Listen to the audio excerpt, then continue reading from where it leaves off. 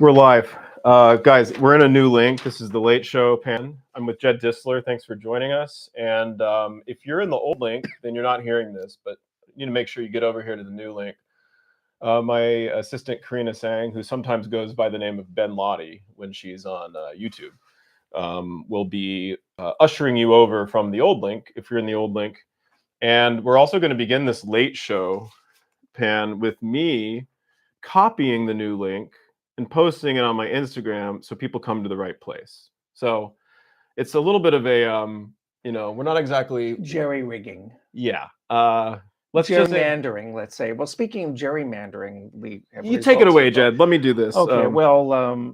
It's been quite an interesting past 3 days in the stage 3 part of the competition, because this is a time when you really get to hear, engage the abilities of all of the candidates, because they're playing recitals that are, how long are they supposed to be? 50 minutes, I think, or an hour maximum. But this is a case where they can really stretch out, and you get a sense of how they pace themselves and how they program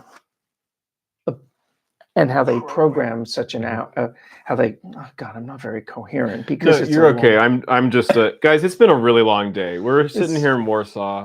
Jed, tell them everything you've been doing. Well, what have I been doing? Well, I've been going to concerts. Obviously, I'm going to as many concerts in the hall as possible, although sometimes I have to listen online when there are things coming up, like if I'm being interviewed by a journalist from a particular newspaper or television station. And what I've been doing is I have been writing a daily blog for Gramophone magazine, the British magazine, which has been in circulation since 1923 and is considered the record review journal. What Jed's trying to say is he's kind of a big deal. No, I'm not. I mean, yeah, well, I am doing this blog, and in addition, since the beginning of stage 2, I've been doing these daily Chopin reports, and you can find them on my YouTube page. And I'm iterating some of the things that I say in the Gramophone blog, but I come up with some other ideas too. And we've been recording those at 8 in the morning.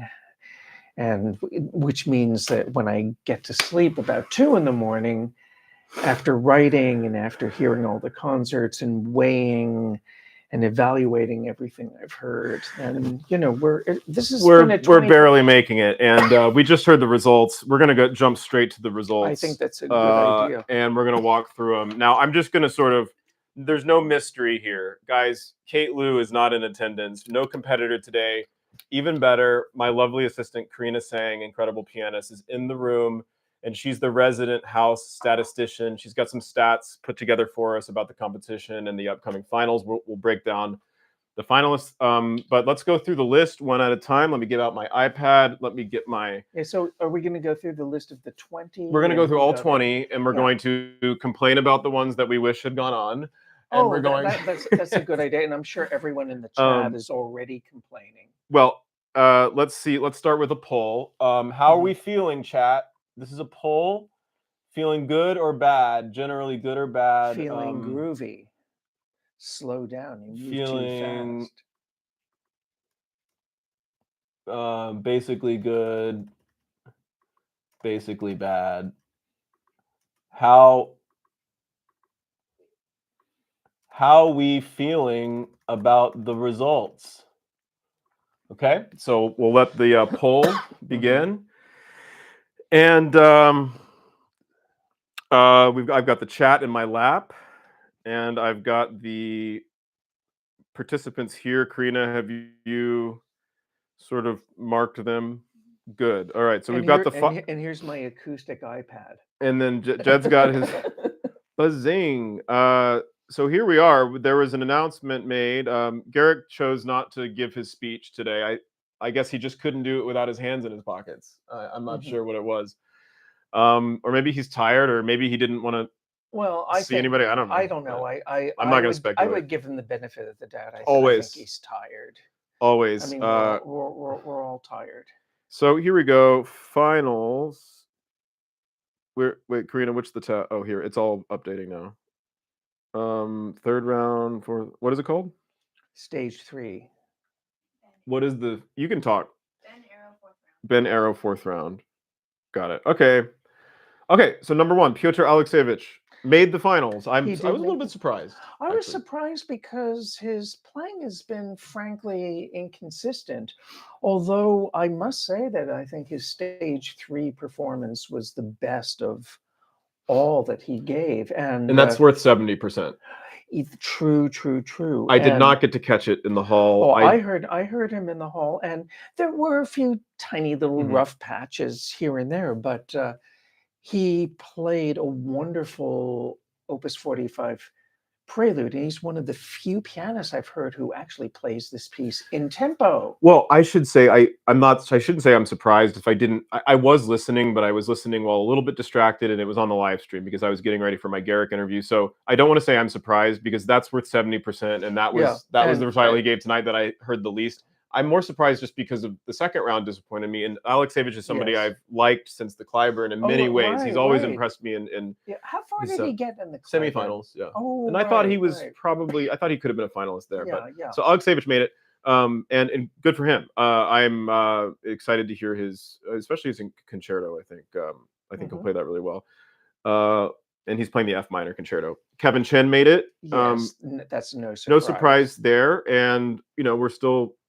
People are still talking about his etudes, and tonight he played a lot more than that, and he showed different facets of his. A totally different side of his personality. Restrained, very restrained, very aristocratic, for lack of a better word. Yeah, I'm looking at people. People are talking about stuff in the comments here. Jack Gow didn't make it.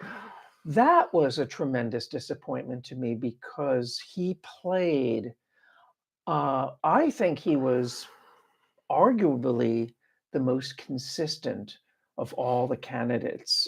He played consistently well, realizing his conceptions with great authority and originality and mastery since the first round. And he there wasn't a dud in the batch. So I was rather baffled. They're saying there's a late show pan curse because the 2 pianists that I had as guests didn't advance in the following round. So you're absolutely right. I shouldn't have cursed them. That's why I'm not having any pianists on tonight. I'm not having a competitor on tonight. We're going to have Karina instead. I don't want to jinx it for anybody. Okay. So, but let me lament Jack Gow. I actually think he gave one of the best semifinal recitals. Indeed. I heard 17 out of 20 of them in the hall. I heard 1.5 of the other, about 1.75 of the other 3, listening pretty carefully on live stream. And with, besides, well, I don't want to rattle them off by memory. I might forget somebody, but let's just say he was like solidly in my top 5. And I just thought he played with, he was just painting landscapes with his sound the entire time, just long, beautiful lines. Every dynamic in the hall that he played was ringing, and you know how he talked about he chose the kawaii because the sound lasted longest. Exactly. You could hear him listening to the links of his sound. Oh yeah. I don't know what the jury who voted him down enough, like what segment of the jury voted against him enough, didn't what wanted more of, or wanted something else, or what didn't they respond to? Maybe what did they not hear? Sometimes it can be an aesthetic, it can be some. Do they not like that they don't like that he's tall? Is it that he looks like a very large, like giant person, and they is that intimidating to them? And they can see his legs because his like pant legs comes up, and I think it looks baller. Like I think he looks like a boss up there, and he's this gentle giant. I don't know. I'm disappointed in that. Well, I can't make assumptions, but I'd be very curious that if we get to speak to any of the jury members, we can go up to them and say, "What were you thinking?" No, but seriously, being on, I've been on many juries, and there's so many things that factor into these decisions, especially Sure, when you're sure. dealing with numbers. So Yeah, and and points. So um, so this is I honestly don't know, but all I'm saying is, like I said before, he was consistent. yes, Eric Guo didn't make it. Now, I had Eric in my finals, which was not a prediction finals. It was a top 10, like he was somewhere in my top 10 of just like I really admire his intelligence, his style, his cultivation of sound. I think he could have a more robust top end to his dynamics, like the climaxes to his ballade, for example, don't quite land. Mhm. Not like Eric Liu's sonata climaxes landed today, and others, are able to reach that sort of, including Jack, by the way, that upper echelon of Mhm. sound. That's not really where Eric goes, Well, maybe they but figured, okay, well, we gave Eric the period instrument award, so he's gotten enough reward. So we well, have to spread if it around. this, I don't know. unfortunately, it is the kind of thing that goes through juries' minds. But These well, it's true, even though you're not supposed to look, admit it. Eric wasn't for everyone's taste, but I just loved how he really listened to all like the details of Mhm. every sound he was making, and yeah, it was Yeah, not everything was as good. No one played every piece like equally as well. Like sure. everyone has their strengths and weaknesses, but I like Eric. I enjoyed him very much, and I think he was, I would say, maybe if not as tip top Eric Guo, consistent. by the way, we should always say Guo. Talking about Guo, not Well, Liu. Liu made it. Eric Um, Liu made it. David Krakuli made it, and I agree. I think he should have made the finals, and I'm glad he Well, did. right, and Uh, yeah, he has been quite consistent, and he had a very powerful stage 3 performance with I think he had one of the most consistently realized B flat minor sonata mm, performances in there, with not one movement. Every movement was really solid, which I can't really say about almost all the other mhm. performances of that particular piece, but I think his was the most intrinsically, strong in all the movements. And Yeah, I actually I preferred his second round. I really liked his preludes and his polonaise, and I liked much about the third round. And I thought he was absolutely a lock for the finals. He had played right after Jack, or actually, well, Eric and Jack played, but I still kind of Jack still had me sort of beaming when it got to David, and I wanted more from David's sound.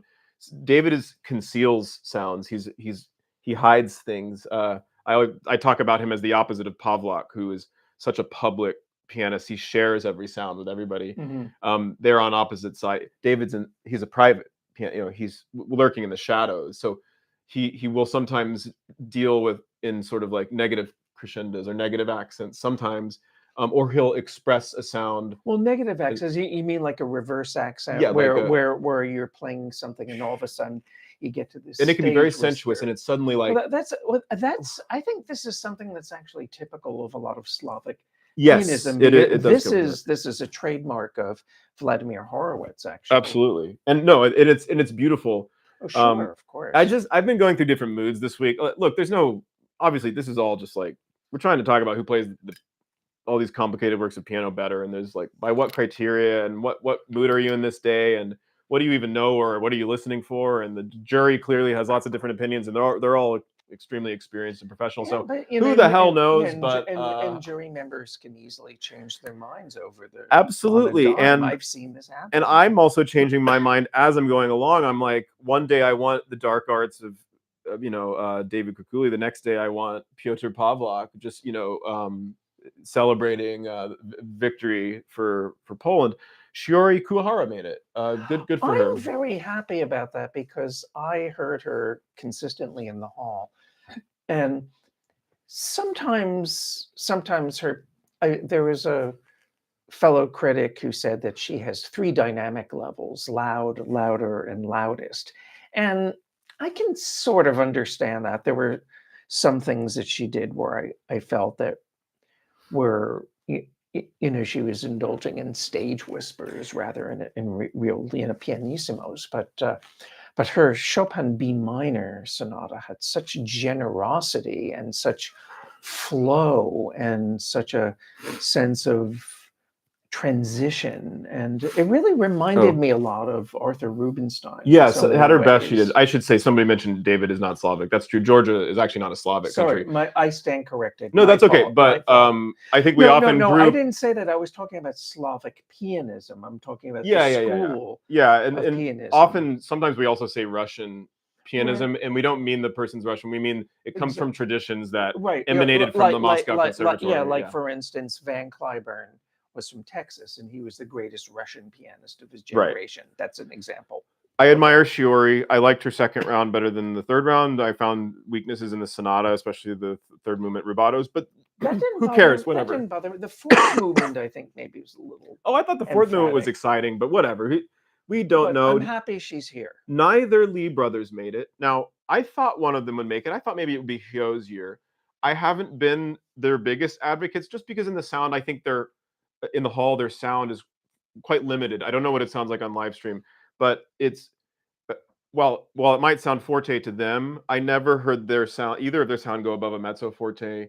And there's something in their attack that doesn't quite go through into the key. It's a little bit of a pinprick attack, and they can do wonderful things within their techniques and their physicality. But for me, there's just limitations there. Well, I think they're very impressive musicians, but I think there are even musical limitations because sometimes you'd hear telegraphed climaxes, and there would be strange little balances, or sometimes the rhythm would kind of lurch. I never got a sense of out and out planning that, this is my conception of this I didn't get strong intentional identity from them, but they have good stage presence. They have wonderful.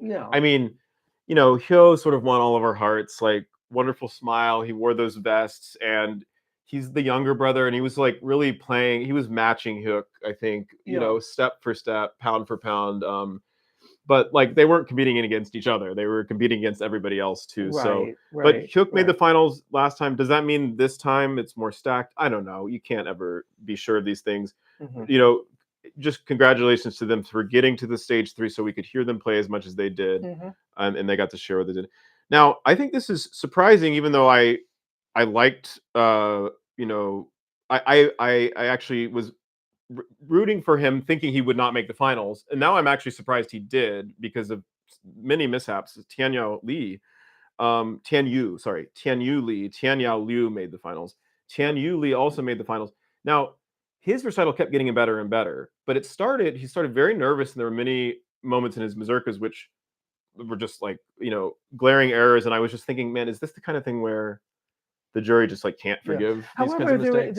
But there was one thing about you liked his opus too. His stage, and I'm going to talk about that later. But I think that his performance of the La Ci de Men variations, which everybody in the universe is playing now because because of the Bruce Liu seal of approval, he gave a performance that was not the flashiest and not the most technically scintillating, yet to my mind, it had incredible musicality and pacing and singing quality and a real operatic subtext. And I think I said this in my Gramophone blog, that he wasn't about to outrace his colleagues. However, like the proverbial tortoise in the race, he got to the finish line first. People are pointing out he had a great sonata. I need to look at my notes for the sonata. I do remember liking it. I do find one thing. I really liked his fantasy in the first round. I was like, I did very much. I should probably. I don't want to make the mistake of being like, oh, because he had some mistakes that were obvious, he shouldn't go on. I guess I'm adopting what I assume to be the competition sort of principles of things. Well, maybe it's a good thing that you can have some, like noticeable memory slips or whatever, or just missed notes, a little, in several moments at the beginning of a performance, and still go on. I think that's actually a good thing. Yeah, well, even though the stage 3 counts for quite a lot, what's the percentage? 70%. 70%. When I'm hearing everybody, I think the tendency is to make your judgment calls based on what you just heard without considering the whole package, because like I remember with the Van Cliburn, for instance, toward the end, I was rather surprised at the results. But then when I looked at all of my notes and what I was writing about all of the early rounds, I found that certain people, who went to the top, I felt very consistent about them. Mhm. So you have to think of the whole context too. But then again, the voting, as you said, this is 70%. So obviously we're all concentrating on stage 3. Yeah, I actually made a note that he sounded way more comfortable in his sonata. I find like when he's passionate, it's really good. We don't need to talk about No. Tian Yu Li too much, but I will just say there was things I really liked, and the Opus 2, he really seemed comfortable and enjoying playing it, and I enjoyed it. And everyone knows how I feel about that piece. Not my favorite piece, but I liked how he pulled it off. So yeah, congratulations to Tian Yu Li. Xiaoshuan Li did not make it, and I want to just commend him for a really beautiful sound. He does affectionate sounds really well. He sat in that unusual chair. I think sometimes he has kind of like crescent, sort of like fade in, fade out style of dynamic phrasing that happens a little too much, almost unconsciously. That's just something that you notice sometimes in pianists playing. It's hard to play the piano, but I liked a lot about what he did, and it's congratulations for making it this far. And he's only 23. You could do it again if you wanted to. Sure. Eric Liu made it. I heard just one of the most. I mean, speaking of actually, like, I'm not stressing this, but you notice the chat loves to notice. But Eric wasn't perfect tonight in terms of just there were like there were little things that happened. It was the most beautiful I've heard Eric play. Also, And also I just it have to was say, I'm sorry, the bark roll was unbelievable. absolutely. And by the end of the sonata, I was just like, this is head and shoulders above anything I've heard. And I hadn't been saying that about Eric before. I was like, ooh, he's among the contenders, but is he standing out yet? And I felt like tonight he really stood out. In the hall, the Yeah, Fazioli sounds and you incredible. would have had no idea that he had postponed this a day because No. of illness. He certainly sounded as Maybe healthy as that was possible. partly why towards the beginning of the bark roll there was kind of one little messy thing that, for example, he didn't do 10 years ago when he played it in the competition. But and so maybe he's just feeling the fatigue or whatever. Maybe. But also the I almost felt like maybe that made it better because he was like persevering through. Right, He just did so many yeah, gorgeous things tonight. and also his tendency. I mean, this is what I say. You can disagree in the chat, but for me, I find that his tendency to harp on details, to micromanage, was much less evident tonight. Yeah. I think he was much more straightforward, and he played the mazurkas extremely They were well. beautiful. Dark Horse. I don't even know Very if it's Dark Horse. I thought Pavlak was when it was going to win Best well. Mazurkas. We're We'll get gonna to we're gonna him, get but to him. now Yeah. maybe Eric is in contention for Best Mazurkas. He's in contention for Best Sonata. He's in contention for the first prize, in my opinion, just because he sort of settled some. I wasn't sure who stood out yet. I felt like he was among the top, but tonight he went for things. First of all, if you're watching at home, on the Fazioli sounds very different on the live stream. Sometimes it sounds a little punchy hmm and like pingy. In the hall, especially the way he plays it, it's like jewel tones everywhere.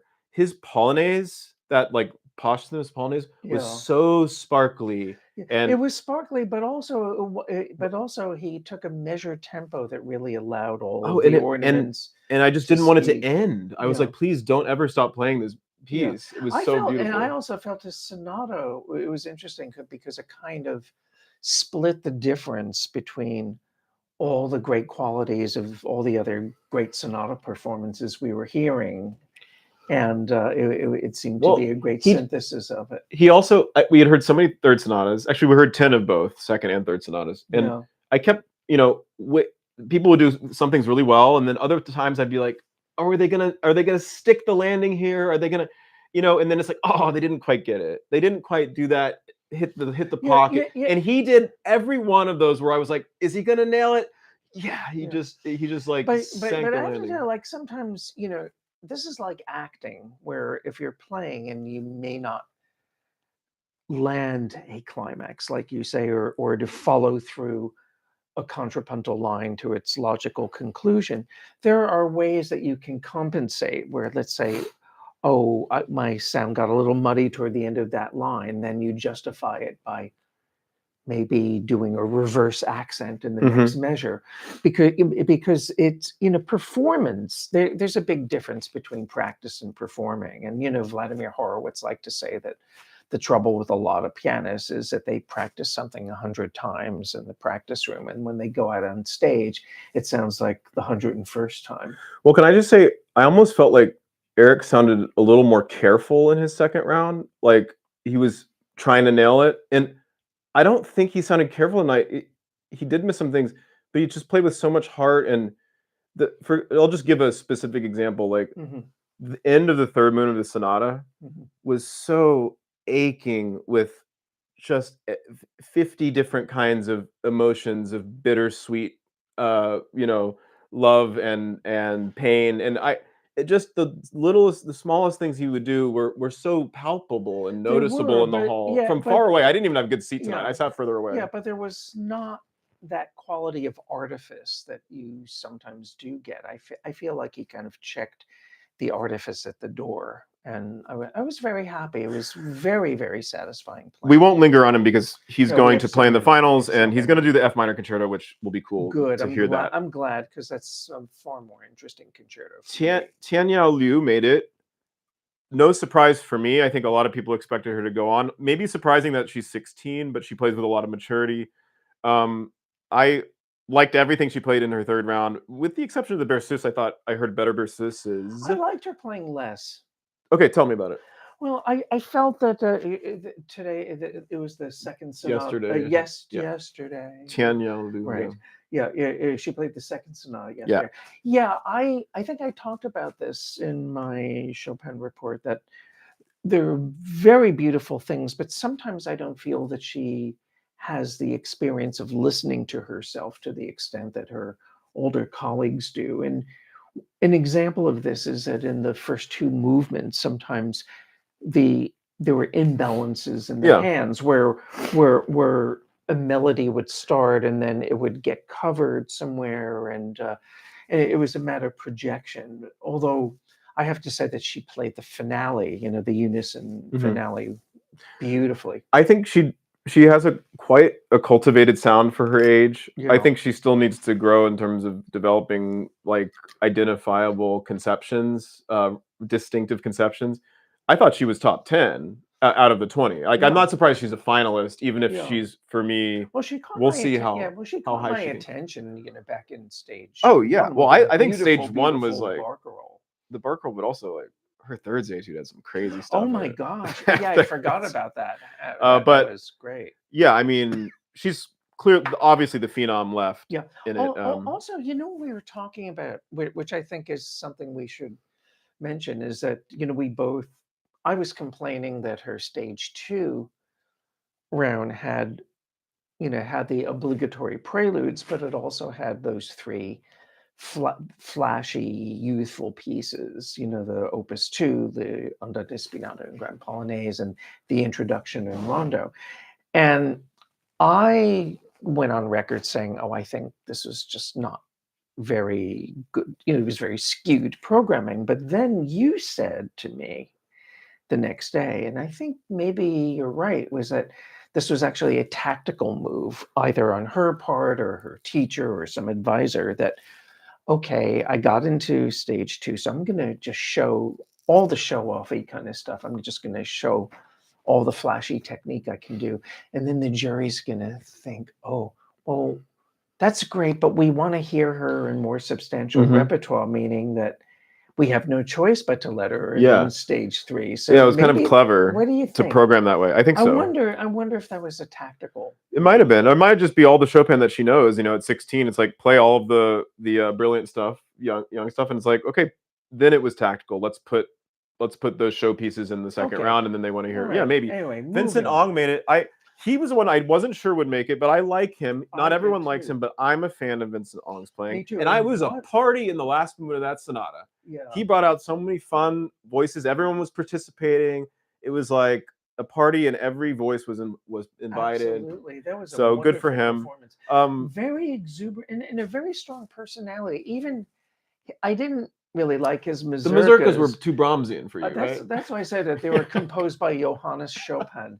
So instead of Mazurka Opus 41, it was Intermezzo Opus They were a 41. bit. What's funny is he's a diminutive man, but he sings the mazurkas like a 6'5", like Jack Gow size baritone. You know, he's got a really rich lyricism to his sound.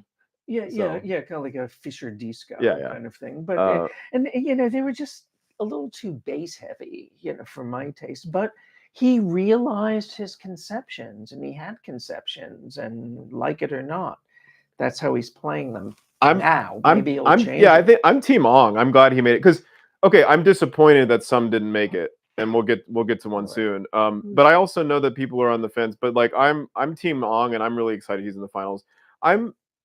I recently became big time Team Pavlak. Right. And I even may have helped you sort of come around to understand the appeal. You did, because let's talk about when we were sitting together watching Piotr Pavlak basically galvanize all of Poland. This man would die for Chopin, is what I just kept saying to myself while watching him play. Well, also, you know, I felt that his first few sets were, you know, there's textual rectitude. You know, he's a really scrupulous musician and very honest. He has great integrity, but I felt a lot of his playing, for my taste, was on the dry side and sometimes even a little foursquare. And, you know, people were writing to me and saying, Jed, you have no idea what you're listening to. What are you saying? Give him a chance, you know. All we are saying is give him a chance. And I had to pull you aside, and I was like, I finally listened to Pavlak. I think you need to listen again, because he has a spirit. And that's, I hadn't heard him in the hall yet, but I could just hear on the live stream, I was like, there's a spirit here that nobody else has. Yeah. But to define the spirit, what stood out for me, and I tried to make this clear, I think, was that his sense of rhythm in the mazurkas, he kept the mazurka rhythm present without clunking you over the head about it.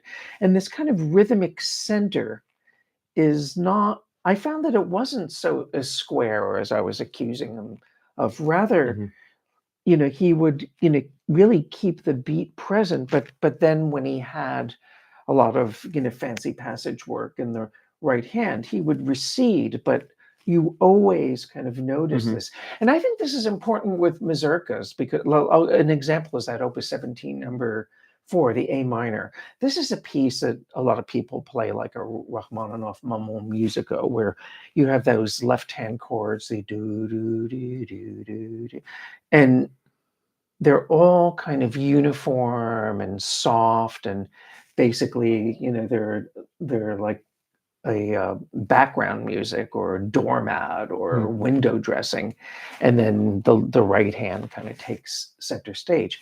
And the way he played it was, you really had that rhythmic underpinning, but the right hand had flexibility and freedom, and also that huge crescendo. Unbelievable mazurkas. Unbelievable. And also Opus 17 number 4. And also, you know, those when the introduction is reiterated at the very end, détaché. Doesn't Chopin mark that? I think maybe. All I know is he had me in the mazurkas. I mean, the Krakowiak, I was like waving a flag with him, but then he went right into mazurkas. Great programming. Well, the Krakowiak, well, first of all, this is a piece that you rarely hear. For several reasons. One is because it's a short piece for piano and orchestra, and it's very difficult to put on a program. Or it's a long piece for piano solo. You know, it's kind of too big for solo and awkward. And also, you know, a friend of mine who knew the great pianist Claudio Arrau once asked Mr. Arrau, saying, what's the most difficult thing you ever played? And he said, without hesitation, Krakowiak. Isn't that interesting? That is interesting. Well, I love the piece. I do too. I think it just abounds with ideas. Oh my god, yeah, it's really fun. I like it better than Polish airs, which is also fun. Krakowiak is like, I love the two, when you're 2 octaves apart. I love that sound. You know, it's so whatever Oriental sounding. Yeah, and I think in the solo arrangement, I think he added his own little things to it too, which is perfectly fun. It's just like if you're playing Ravel's La Valse, you have to add bells and whistles. Inaferrando 101, thank you for the donation. And I have had pierogies since I've been here. I went to the Milk Bar. Ooh. It's Polish food, and it was good. So let's keep. Yeah, somebody said let's move on. Let's move forward here. Yehuda Prokopovich. I didn't get to hear much, but I listened to the mazurkas. The mazurkas were good. He didn't make it. No. Didn't make it. The mazurkas were good, but there were other things about his playing that I think were a little monochrome, maybe. So I'm not surprised he didn't make it, but he's only 19. Congratulations to him for getting this far, and I think he impressed a lot of people. Miyu Shindo made it. I had a feeling she would this time, even though, and I actually started coming around to her playing in the third round. There's an earnestness to her playing, and actually, I'm starting to really enjoy watching her. I know she got our award 4 years ago for facial grimaces, but there's something so sincere and meaningful in her playing. It's not my cup of tea. I think you're right about there's certain safety rubato she does, but congratulations to her. I tend to feel that she's a pianist who puts pianistic expediency ahead of musical considerations, and you can really tell how she practices because the pieces, especially the larger, more challenging ones, are very sectionalized in that you get a sense that, okay, here's a section with this kind of pattern, and I'm going to play it in a way that I will absolutely nail it. And I don't always hear that, the ideas are flowing into. They don't always flow for me. And I do think when you play like this, there is a level of awareness that you're not going to have at your fingertips. But it's more vertical than horizontal. And, like I divide composers as well as pianists into line guys and chord guys. And even though the piano, a lot of people think of the piano as a homophonic instrument, and Chopin kind of has that reputation because you can have a nice melody on top and all this,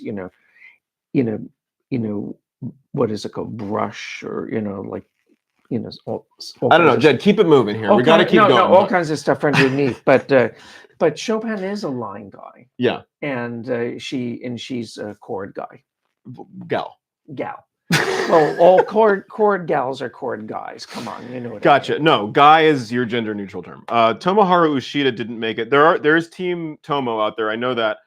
It was my first time hearing him in the hall this morning, I believe. And as much as I admire him as a pianist, for me, it's so heavy at all times. This was the loudest. Yeah, I found that it was just, for me, it weighed on me a bit. I actually liked this Opus 45 C sharp minor prelude in the hall because I was like, oh, he's doing this with a lot of gravitas.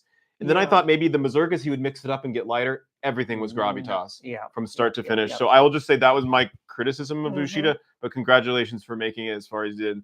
So many wonderful things in his playing. I'm totally jealous and impressed. That particular expressive habit, I think, may have cost him. Zitong Wang, I had her as kind of like sliding into the finals, possibly, and I'm happy that she made it. And her scherzo in B minor was very fun. Saved her. The scherzo. What do you think? I think her scherzo saved her. We were wondering because also good programming helped her too. Yeah, she played unusual works. Yeah, it was a really interesting program, but I feel like her sound didn't really come into its own until the scherzo, which had incredible rhythmic verve, and it was really, and the last page of the scherzo was like jaw-dropping, and I'm like, you're gonna leave the jury with that to remember you by. That's good work for her. Good for her. Yeah, and the middle section, the Sleep My Jesus, that was just right in tempo. Usually when I hear competition pianists play that, I don't hear Sleep My Jesus, I hear Jesus, I'm going to sleep. Wah wah wah. Yifan Wu didn't make it. I heard him play today. Extremely talented 16-year-old. I'm also envious. Got some maturing to do expressively, but he plays really fluidly, and he's the sky is the limit for him. So congratulations to him. And William Yang did make the finals, and we had enough William Yang talk the last time. We didn't need to go into it. I still kind of liked the second round even better. I think the scherzo was the best thing he played today. And then, Amazing. but William Yang makes you listen. Whatever you think of him, you might not like him, you might really like him. He really makes you listen because he's in the top 5, I'd say, in the whole competition in terms of sound, Yeah. cultivated sound. And not just that, there's no received opinion about what he does. It's everything he does is born out of what's in the score. He's like the Charles Mackerras of the piano for me. Yeah, I know now. that I see yeah, some people think it's mechanical. It is sometimes. I mean, it's I can understand. You listen to the last movement of his third sonata and you just hear like a kind of Terminator version of it.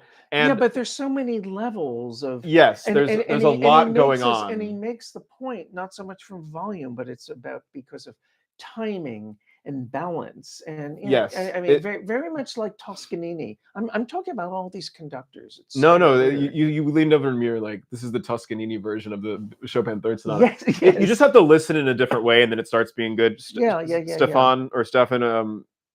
By the way, I see you in the comments a lot. Everyone here, thank you so much. This is such a joy for me to be interacting with everyone who watches my channel, who follows this. If you're new to the channel, thank you for being here.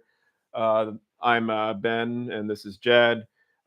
This is my channel. I make piano videos. I did the whole Chopin podcast. I was lucky enough to be invited here to Warsaw to cover the competition officially for the Institute with the Chopin Talk. Jed is also on the Chopin Talks.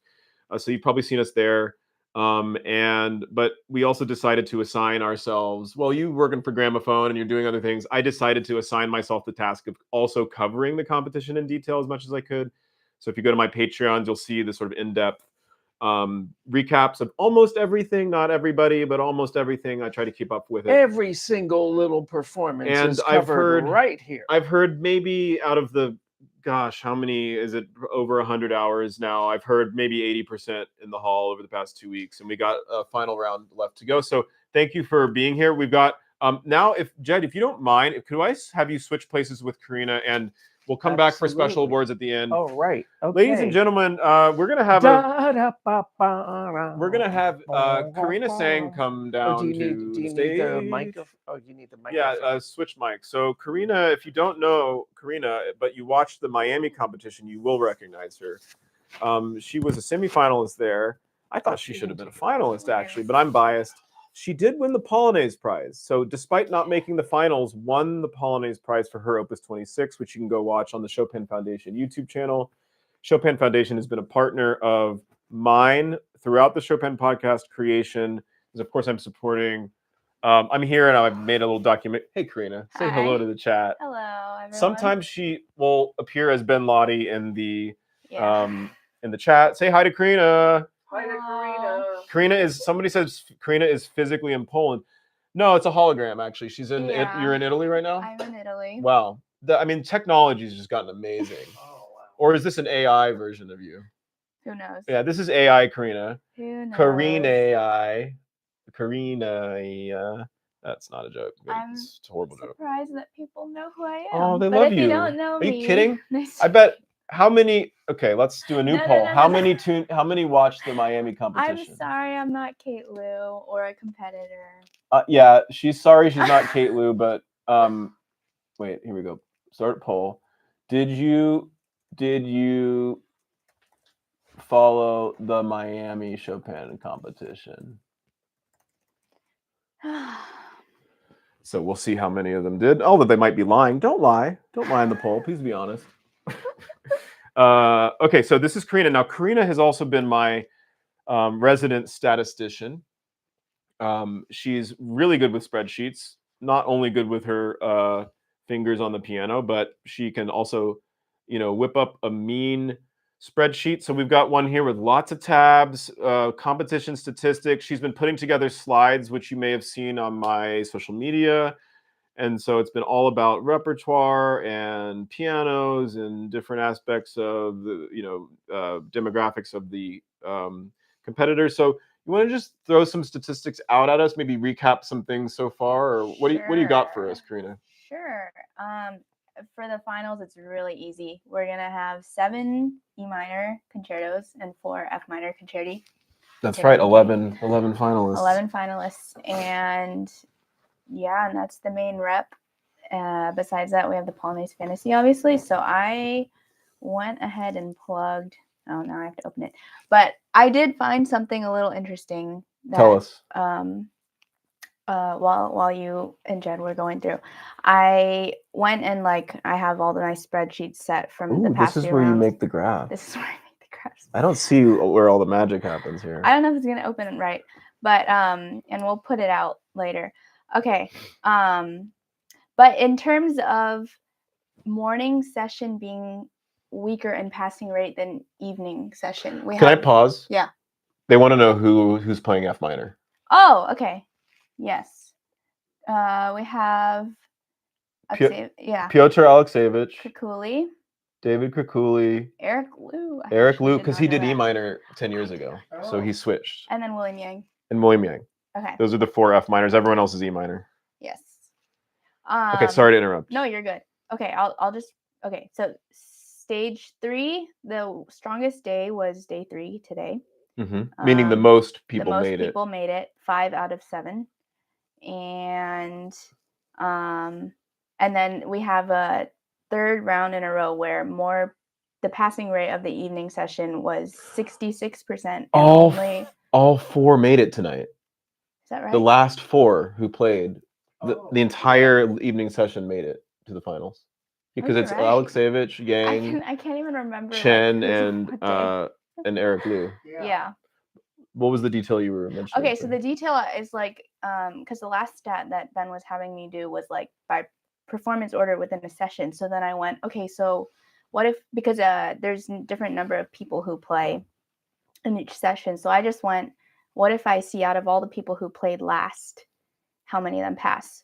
So I just did this while you guys were talking. The first stage was even for passing or no passing. It was 5 and 5. The second session was 6 passed and 2 did not for people who played last.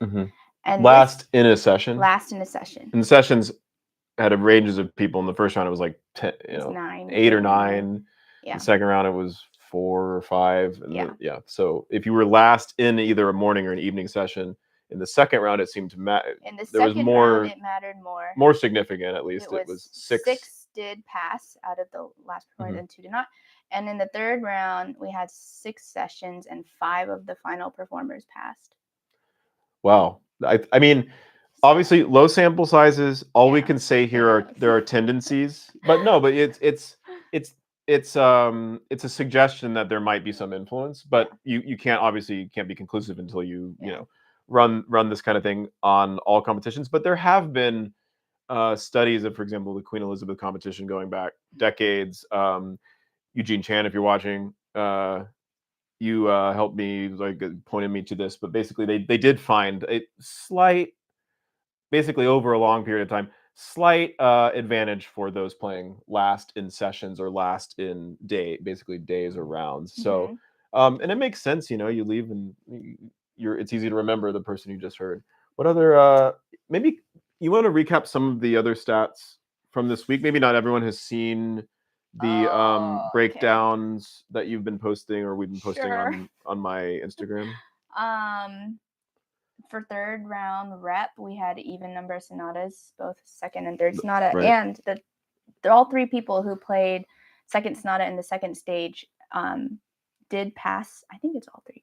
They were in the stage 3, at least 3 of them, and they also played, and they played the third sonata. So there were 3 people who played both second and third sonatas.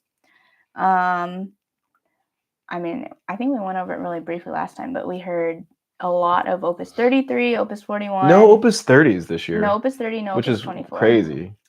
Yeah, and then we heard a lot of Berceuses in the last. There were a lot of Berceuse. What's the plural of Berceuse? Is it Berceuse? Versailles. Like the Treaty of Versailles.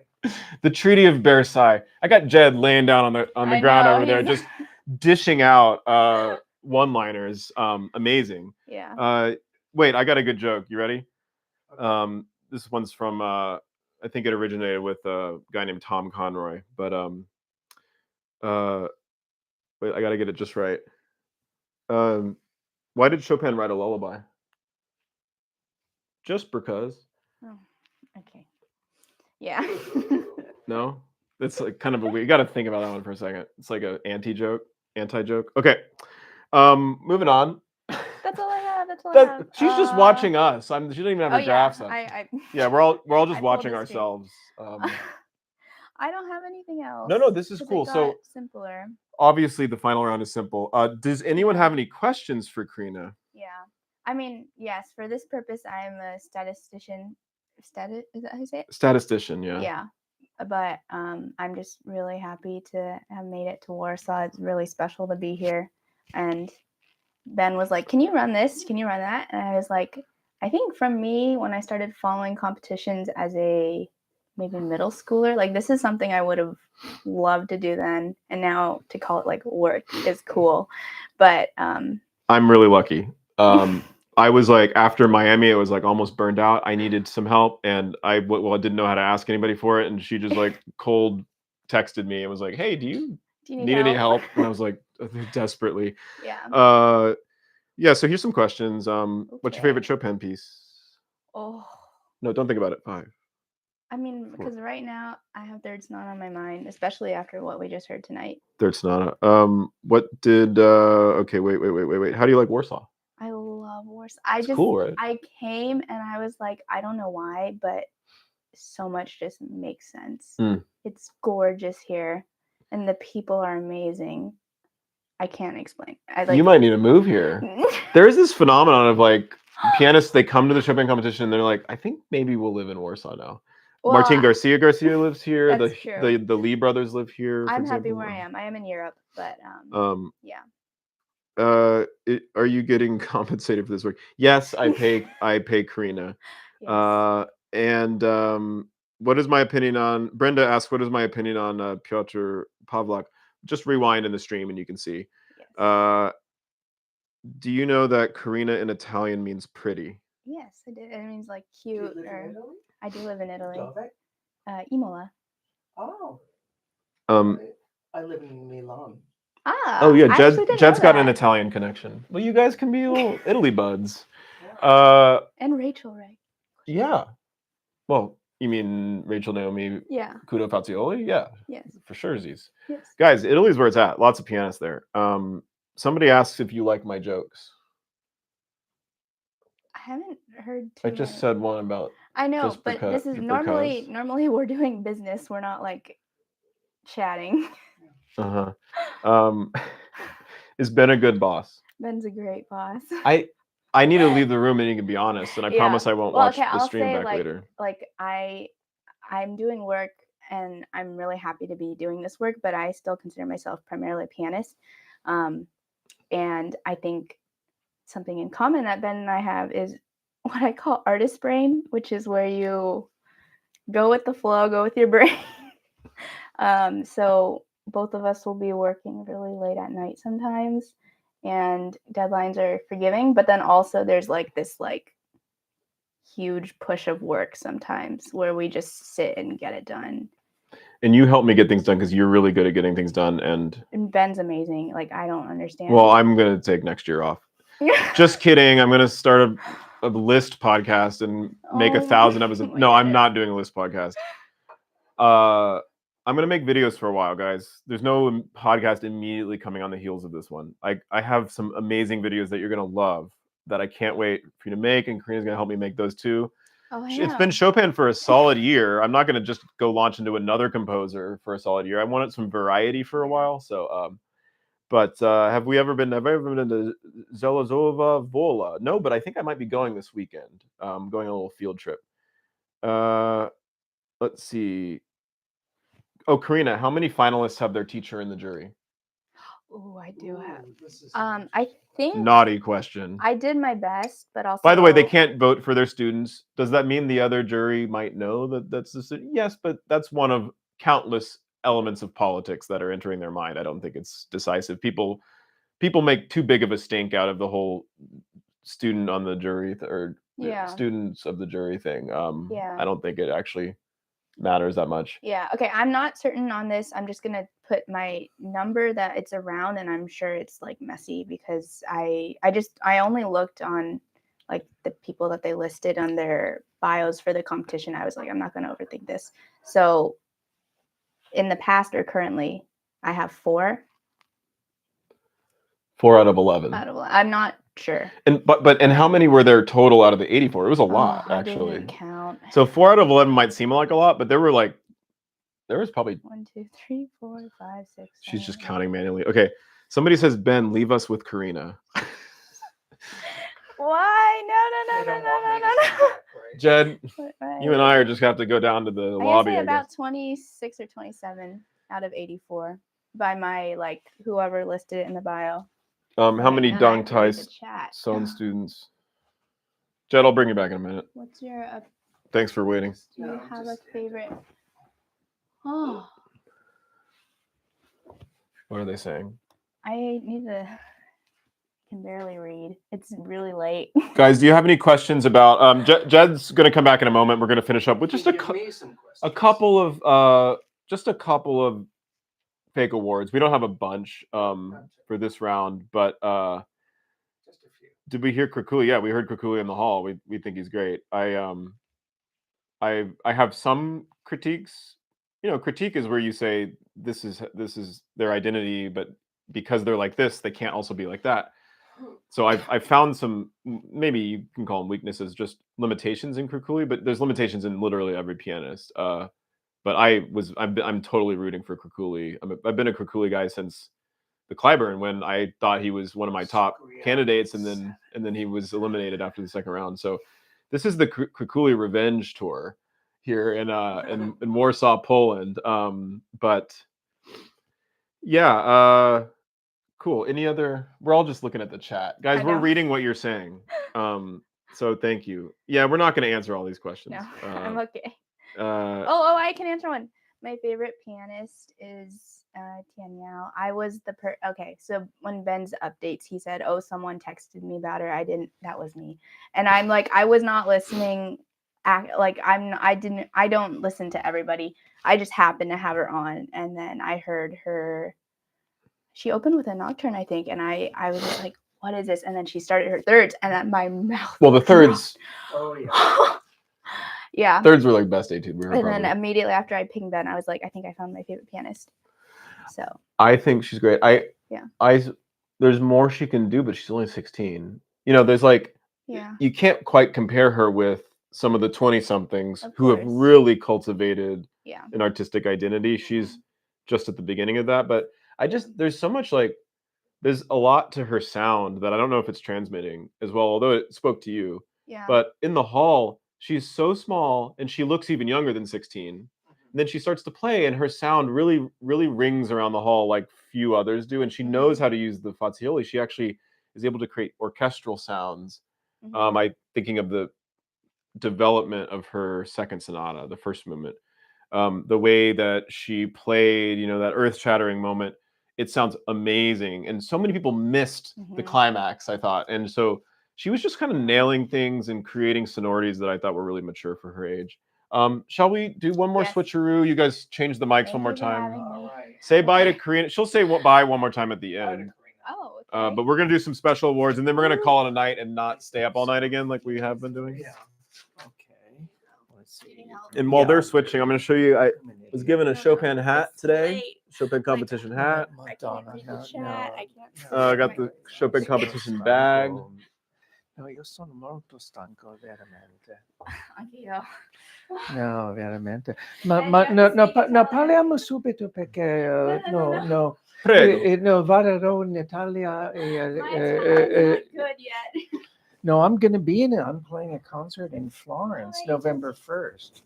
Yeah. My Chopin scarf. Yeah. That's great. Karina, you should take some pictures of us. And I have a Chopin, and we have Chopin socks. You know, the pianist Vladimir de Pachman used to. Ew. Is that gross? Yeah. Well, the pianist Vladimir de Pachman used to carry a pair of socks on the stage, and he said that these socks belonged to Chopin. Of course, they were his, you know. I think it's time to break out Chopin Sonata chocolate. We just finished the third round. Karina, come join us for a Chopin Sonata chocolate. Guys, this is a purchase at the Chopin Competition gift shop. And they also have 24 prelude chocolates, which is the coolest because it's a box of 24 chocolates, and each prelude, it's like Prelude number 2 in A minor, and I'm like, ooh, that one's gonna be like And really. do the flavors reflect the? Do the flavors reflect the moods? Yeah, so like the D minor one, it's like really spicy and hot, like hell, because it ends in hell. Yeah, but the It's like raindrop, it sets fire in your mouth. raindrop chocolate. Oh, that one's really well. It's filled with rainwater. That one's not very good. I don't like that one. Actually, that's a good question. What would be the best Chopin Prelude chocolate? Give us your picks. Meanwhile, we're gonna eat one of the sonatas here. Let's see. Well, Get out your special awards. Okay, well, we have just a few awards, but are you ready for this? Okay, here we go. The most idiomatic mazurka award goes to Piotr Pawlak. Who else? For his Opus 17. Honorable mention goes to Piotr Alexievich for Opus 41. Alexievich. I think the other poll also had a good one, although other things weren't as good. But no, Yehuda did too. But yeah, okay. Mm-hmm. The curviest B flat minor sonata presto. How's that for an award? And you know who that goes to? Mushindu. Curviest meaning the more peaks and valleys and bends in the elbow. The ghostliest B flat minor sonata presto award goes to Zitong Wang. Oh, I loved hers. That was, wasn't that? That was like so ethereal. It was all. I couldn't hear any single notes. I didn't hear any like discrete notes. It was just. She did that really well. And then the very end, you do hear a couple of voices speak up. A little couple of ghosts are like, wah. She had a great last moment. Okay, the most Mozartian La Chi Dorem Opus 2 variations, and that's Tian Yu Li, of course. And we talked about him because he played the piece like, this is not, crazy, athletic stunt. This is Chopin channeling Mozart because Chopin loved Mozart and Chopin loved bel canto opera and so on and so forth. His was really good. And we heard too many B-flat Opus 2s. Yeah, we did. But I was refreshed to hear his. And actually, I also want to honorable mention Vincent Ong, because here's what he did that I liked in the Opus 2. He actually kept the tempo continuity after the Mozart theme. He had a very good improvisational opening. I thought that worked, but he didn't go too fast. When it gets faster, he just kept the charm of the theme, and he did a lot of cool things with it. Karina, you want a chocolate? Okay, and now we have the Seriously Scherzo Award, which goes to William Yang in the Scherzo number 4, which had such tight architecture, so much vivid detail, and everything was totally in place. And and then my last award this is an interesting award, my composite B minor sonata award, meaning that I award each movement to a different pianist. So I'm kind of creating an ideal version of it. So the first movement of my composite B minor sonata award goes to Piotr Pawlak. The second movement, the Scherzo, goes to Eric Liu. And my third movement, the Largo, you know who this goes to. I'm sure you can guess. Of the third sonata? Yeah. Who had the creamiest, dreamiest, biggest bass notes in the universe? Gao. Jack Gao. Yeah, he gets the third movement award. And for the finale, the award goes to Vincent Ong. Oh, party time. Party time on. Yeah, I know there's a party going on and all the inner voices are invited. Inner voices, outer voices, voices you didn't even know existed. They're all showing up at the party. Yeah. I kind of spilled them, but that's okay. I don't have a swimsuit award, unfortunately, but we say that for the Clyburn. I don't have special awards today, but I want to just recognize some ones that I really like that I'll miss. Jack, I just want to reiterate that you played that impromptu. We should say to the jury, you don't know Jack.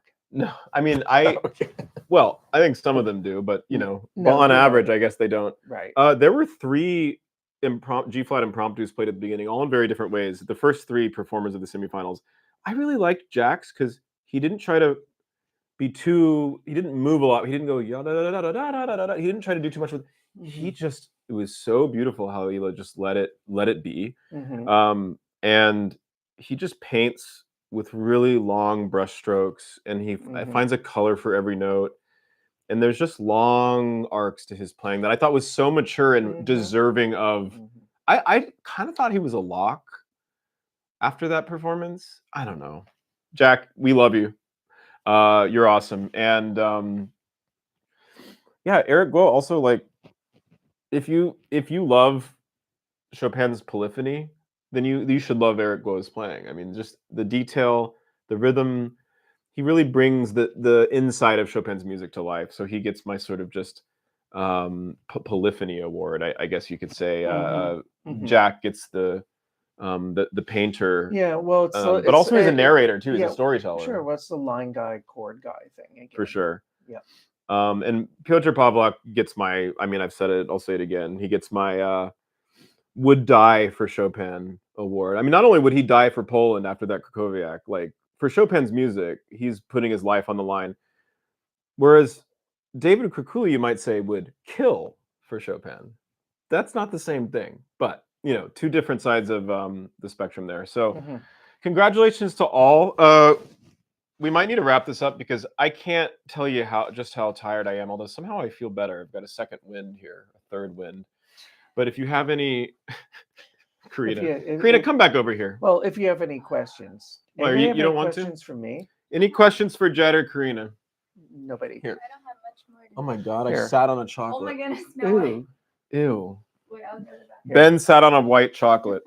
Oh, don't feed it to me. No. Yeah. Okay, Karina's gonna clean this up. I knew I had dropped one. I didn't think it rolled under me. Well, stuff happens. Oh. Yeah. Well, who knows what the chat's saying? Ew. Yeah. Gross. Sorry. Gross. Jed, how many languages can you speak? Let's see. Sorry. I speak Pig Latin. No, seriously, I speak just three. I speak English, I speak Portuguese, although I don't use it very much, and I speak fairly okay Italian. Those are the three languages that I speak. I can read French, but I don't speak it. I studied French, but I forgot all of it. So I guess that's about it. When I was a little kid, I spoke great Hebrew, and I would love to get that back. Karina, you'll sit in the chair, and I'm going to be here. Okay. Any other questions? Any other questions? What is the capital of North Dakota? Jed, you forgot that music is a language. This always happens. I always complain to people that I can't speak a second language, and then they'll be like, "You speak the language of music," and I'm like, "Shut up! You know what I'm talking about. I want to speak another language." Well, put it that music is a language that doesn't have a dictionary. Maybe. What was that quote? There was that Derek Cook quote. Music is a language that doesn't have vocabulary. It doesn't have dictionary. I can't remember that quote. Someone will know that. Someone will look it up. Guys, 917 of you still hanging on. We peaked around 1.4, 1.5. Ben, who do you think was the best winner of the competition by far in the 21st century? Well, that's a loaded question. You assume that it's by far. I don't know if there's a by far. You mean of the entire Chopin competition? Yeah. Who was the? Well, they're all so different. Well, so the choices are Yundi Lee, Rafa Blehach, Avdeeva, Seongjin. It's Songjin, right? This Songjin. is just in this century you're talking about. Yeah. They said 21st century. And although technically the year 2000 is not the 21st century, but I don't want to be that guy. Who's the 2,000-year-old man? 2021 was, of course, Bruce Liu. Gosh. I mean, just currently in terms of career, it seems like Songjin is kind of killing it. I think, I don't know enough about Blehach, and I wish I did, because he swept everything that year. All the special prizes he won. And he doesn't come to America so much. And I think that's a reason why, having an American bias, I haven't gotten to know him as well as a pianist. But I think maybe he's kind of a dark horse among them. Yeah, I think that he had not been playing for some time. I'm not exactly sure what's going on. But I do have to say that, he's known for Chopin repertoire, but on recordings, he's made some marvelous recordings of other repertoire. There's a disc with Haydn and Mozart and Beethoven. I think I remember. I just loved it. Predictions of who will win. How about this? Do we still Uh-oh. think the winner will have the letter L for last name? So then you're predicting Eric? I'm locked. I think so. That's my lock.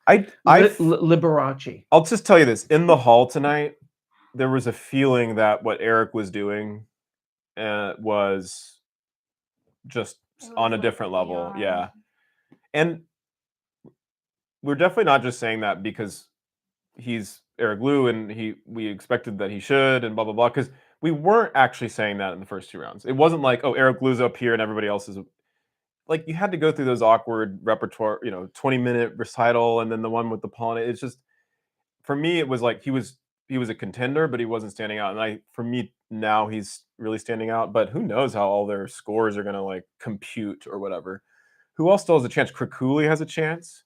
I think he's been extremely consistent, and he's such a unique and raw, just like passionate, colorful, no. Is it noble? I'm still getting my words for David. What are the best words for David? It's not noble. It's but there's something aristocratic about it. He delivers phrases without frills, and he'll really just speak through a line and then he'll lift right at the end of it. Well, This kind of phrasing. I would think all the finalists have possibilities because otherwise they wouldn't have been picked. Yeah, some people by say definition, opinion on Kevin Chen's third round. I wasn't sitting in a great seat. We talked about it with Jed earlier, but it was quite restrained. He was a speed demon in his etudes.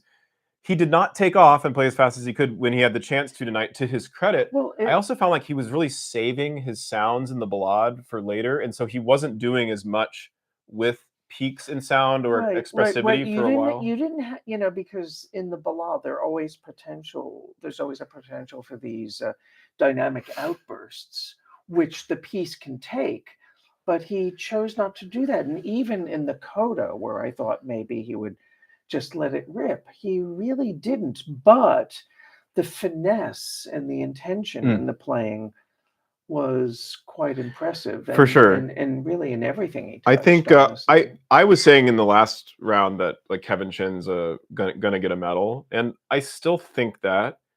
But when I heard Eric Liu's third sonata after Kevin's, I kind of heard the difference between the 27-year-old and the 20-year-old, both phenomenal, sort of prodigious. I heard the years of experience. Like, there was just something in Eric tonight that I just, is Karina in the hall sometimes? Yes, but you didn't hear that from me because she has tickets, of course, right? Favorite Beethoven sonata is Ben Lottie. They want to pull the winner. I like Opus 78. That's a wonderful sonata. And Opus 14 number 2 is my nobody cares about my lover. favorite? Yeah, we care about yours too. Okay, Opus 101. What Why? was the question? I think Favorite Beethoven sonata. well, it's my favorite Beethoven sonata because I think it has all of the elements of his quintessential style. Like the first movement could be a string quartet, and then you have the obsessive march movement, the scherzo, and then you have that moment of respite in the third movement, and then you have that exultant fugue. So this is a piece that has everything. I think it's kind of relief to talk about Beethoven. Yeah, who else what other Beethoven sonatas do I like? Opus 14 number 1 is I like both beautiful. Opus 14s. Oh, I love them. Oh, can only put 4. Okay. Should we poll asking 4? Guys, let's do other. This is not, we shouldn't do it this way, but it's all we're allowed to do. That's the only way we could do the poll. Okay, Eric Liu's kind of surging here. Favorite Beethoven concerto, Jed? The second. Oh, that's nice. Absolutely. It's the least pretentious concerto. It has so much invention in it, and that amazing so cadenza, the cadenza is the late cadenza, absolutely. So Beethoven gives you everything. Well, it's almost cliche to say the fourth at this point as pianists because we all feel obliged to, but of course that's my favorite. It's hard not to. The fourth is on a pedestal, but the second is in the park. I'm ready to learn the Emperor though. This is a pompous piece of music. I won't sing you my. Do you know the lyrics to the Brahms E flat viola sonata or clarinet sonata, Opus I 120? used to, but why don't you sing? I can't sing it. Isn't it? Yeah, this is something. Bum bum bum. Yeah, I can't sing it. If you know it, you know it. I'm not going to sing it. Well, a lot of these have dirty lyrics. Schubert's last symphony, the symphony he never finished. He really, wrote it, then he died. and then in the Schubert Ninth Symphony, you know what the violinists go? God, this bowing is hard. This bowing is hard. God, this bowing is hard. This bowing is hard. Favorite Scriabin sonata lately? I've been into number 7. Before Krakuli, by the way, I actually Marc-Andre Hamelin got me into it because he played a passage from it when I interviewed him, and I was like, "What is that spectacular thing?" And I confessed that I hadn't really ever gave it a chance yet, and now it's awesome. But I always loved the 4th Scriabin sonata. Yeah, I mean, I guess that's an easy one to love, but yeah, because it's very accessible because you have the slow. I just love the star. It's like a flying through the stars. I love the 5th also. I mean, yeah, sure. How can you not? Okay. I like the 10th. I like all the little creepy insects. Favorite Mozart concerto? What do you have? 459, the F major. I love that concerto. Actually, 453. I take that back because of the G major variations. Those are great. Karina, favorite Mozart? I started working on C minor. Ooh, it's hard to beat. Favorite Beethoven sonata? It's bad that I don't know because there's so many. Which one have you played most recently? Most recently, I was working on 110 last year a little. How about favorite Chopin mazurka? Oh my goodness. I think actually, because we've actually heard it a few times in this competition, it's becoming Opus 56 number 3 because of that moment in that. I don't know how to sing it, but when it's like that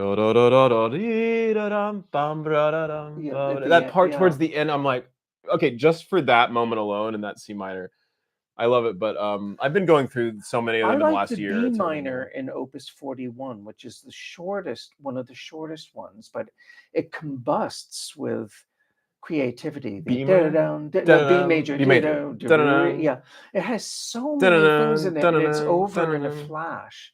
And this is Chopin just going nuts. Another part, I won't give you favorite mazurka. I'll give you favorite moments from mazurkas. Opus 59, number 2, the A flat, which is like slightly cheesy. Okay, it's a fun theme, not my favorite theme. It's when it in the middle episode when it kind of goes to like a minor 7th chord, and it's like. I love that moment, and I love the drone part in Opus 7 number 1. You know, where you have the G flat, D flat, and the bass doing a drone, and you have these accents over the bar line. That is such. Petro says, "Please stop singing." Fine. If I sang better, would it be okay? I'll stop. Favorite. I'm sorry. Favorite Brahms intermezzo. I'm going to say something from Opus 76 probably because I think that's an underrated set and very hard. Indeed. And they're really cool.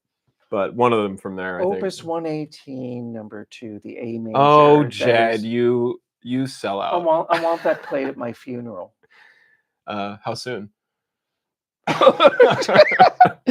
Well, we can arrange that if you want. It was played. I'll get Krakuli over here, and he can probably take care of things tonight. Okay.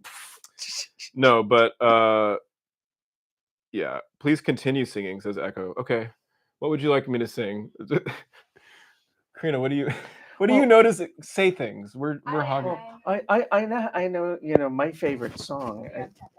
You good? Okay, we should probably. We should go. We're down to 800. Okay, we just went under 800 viewers. We don't do it for any less than 800 live viewers. So we got to get off now. Well, of course the national anthem. You know, let them all go to hell except Cave 76. Favorite tonalities. I like. Well, you know, everyone knows I like D flat major. I like B major. B major is great. No one picks E minor, and I have a theory why. I said it on the Chopin talk. Who wants to play a minor scale that begins white key, black key, white key? Mm-hmm. It's not comfortable. Actually, if there's a school of thought that says you should play the E minor scale starting 2-3, 2-3-1, and then it just becomes G major. Mm-hmm. So you don't have to mess with 1, 2, 3 in that awkward position, and then you got to cross under to the A. So E minor scale sucks, but if you refinger it, it's fine. But yeah, I like mostly D flat. I like D flat is a great key. It fits right in the hands. yeah. What else do I like? I like E major. E Actually, major is it? I like all keys, but I actually what I think is interesting is these keys in different tunings. oh, like you mean like So if you play an A flat, well, there's this wonderful interview with Earl Wild where he says, you really should play Chopin etudes a half step down because that just sounds so much more relaxing. And then he plays the A flat Aeolian harp etude in G major, and he does all kinds of things F minor is amazing. You're right. Whoever said F minor, I love F sharp major, but for me, I mean, I can't decide if I'm more of a G flat or an F sharp guy. They're both so good. But I'll tell you what the best note on the piano is. If you didn't already know, it's the low B flat. The greatest note on any good piano. My favorite thing to do is just go play a low B flat. So the beginning of the Brahms B flat concerto for me is one of the best just things you can do as a pianist is just play that first note. Right.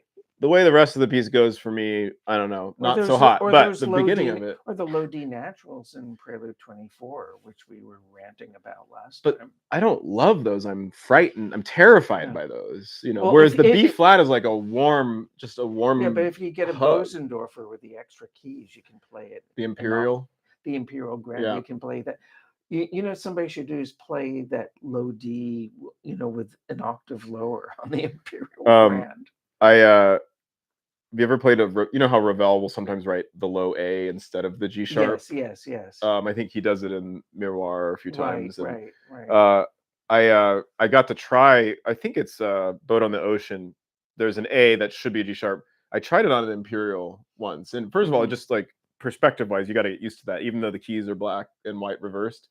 But it is really satisfying to have those notes there if they're tuned well and they sound good. But yeah, maybe we should have an Imperial Bosendorfer as an option in the 2030 Chopin competition. Not that anyone should be playing those notes, but just maybe for the overtones or something. I don't know. Well, if Chopin had that piano, would he have used those notes? Someone asked what I thought of Hindemith. I really like the Viola Sonata, Opus 16-4. Are you a Ludus Tonalis guy? I think Ludus Tonalis is one of the most underrated masterpieces in the 20th century piano literature. And I wrote an article for Gramophone a few months ago about Ludus Tonalis, and I went through the whole discography and I recommended recordings. It's an extraordinary piece, and I think more and more people are playing it, but I think it's and the piano sonata, the second sonata I love, the third sonata I love, the first sonata not so much. Carter Johnson played Hindemith Sonata third. in Clyburn. Yeah, fantastically. Oh, a shout out to Carter. And do you have any Hindemith jokes? Yes, I do have a Hindemith joke. And the composer Anton. Oh no, but that's the punchline. Anyway, Anton Webern was shot, by an American soldier when Webern went out for a cigarette, and then the soldier shot him to death. Anyway, that's a true story, by the way. It is a true story. It's a very tragic story. But what happened was the private superior came out and said, "Hey, soldier, what are you doing? Do you realize who you just shot? You just shot Anton von Webern, the great composer." And the private goes, "Oh my God, I thought it was Hindemith." You're allowed to tell that joke because you like Hindemith. I love Hindemith. Another night you'll try to tell that joke where it's like all the different countries, but the one that you have to work hard on and practice just for delivery. Or is that too raunchy? Oh no, it's not raunchy. But I have to write it down before. You need a score to tell that joke. Well, of course, there's the joke where Chopin is up in heaven. He's tearing up all of his manuscripts, and Liszt comes up to him and says, "Frederick, are you crazy? What are you doing?" He says, "Shh, can't you see him decomposing?" Oh gosh, we can't end the night with that one. That's the oldest joke in the musician's book. Well, unfortunately, the only other jokes I know are dirty. You can't have. Well, no, we have a good Beethoven one. We tell different versions of it. What's Beethoven's favorite fruit? Banana. Yes, and what did Chopin say when his father cooked something really delicious for him? Yum da da. Well, with that, you asked if we're going to do this after the finals. No, I don't think. I think we have to be in an official room. That's the thing. We're actually, I think, live. We're doing the official version of this on Chopin Talk while we're waiting for the finals to be announced. So we can't actually go live afterward. If I can figure out data or some kind of plan to like be able to roam and do a kind of like walking around version of this where I go live on my phone, I might just have a selfie stick and just go live and just like walk around and I don't know. Karina, is that something we can? You won't be here without Karina. I don't know how I'm going to do this, so I shouldn't even mention that. I'll figure it out, but I'll try to go live later. But we can't go live right after results. We'll be doing Chopin Talk, but we'll have some kind of show. I think it's bedtime. Bedtime. So, Jed, thanks for coming up. And to Karina, everybody, say bye. They want to see you one more time. And I tell She's everybody. sighing, I tell everybody to hang by your thumbs and write if you get work. Okay. Bye from Warsaw. This has been the show, Late Show, Pan, and we'll see you next time. I'm sorry, I didn't understand.